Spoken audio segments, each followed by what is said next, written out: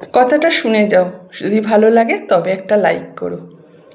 হরিণ এক লাফে 23 পায়গোয়, আর একটি বাঘ এক লাফে 22 পায়গোয়।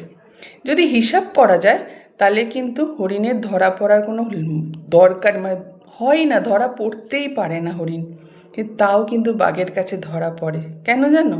কারণ হরিণ যতবার লাফ দেয় ততবার পিছনে তাকায় যে বাঘ কতটা দূরে আছে, আর এই পিছনের দিকে তাকানোর ফলে সে এক এক পা করে পিছিয়ে যায়, আর বাঘ সে তার নিজের দৃষ্টিতে সব সময় চলতে থাকে, তাই সে এক সময় গিয়ে হরিণকে ধরে ফেলে। এর থেকে কী বুঝলে বলো তো?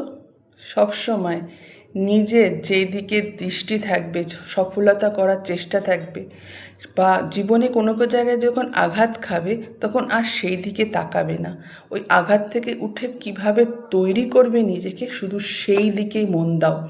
কে তোমাকে সে আঘাত খাওয়ার পর কে কি বলল, কে কি করছে, কে তোমাকে বদনাম করছে, একদম সেই দিকে খেয়াল রেখো না।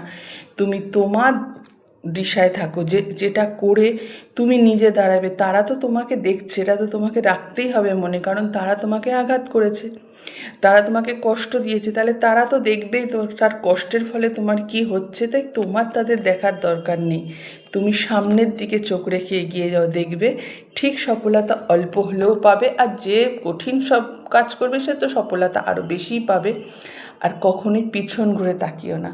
এটা শোনার পর তাহলে হরিণ যেমন বাঁচতে পারে না, তুমিও তোমার সফলতার দিকে এগোতে পারবে না। তাই সবসময় নিজের কাজ, নিজের সফলতা, কি আঘাত করেছে, এখান থেকে পড়ে গেছো, উঠে দাঁড়িয়েছ, যেদিন তুমি ঠিক নিজের দিশায় চলে যাবে, ঠিকঠাক জায়গায় তুমি স্থির হয়ে যাবে, সে উপরওয়ালার আশীর্বাদ তো থাকবেই, তার সাথে আর তোমার কাজের জন্য, সেদিন তুমি এটা লোককে গল্প বলবে, তাই না?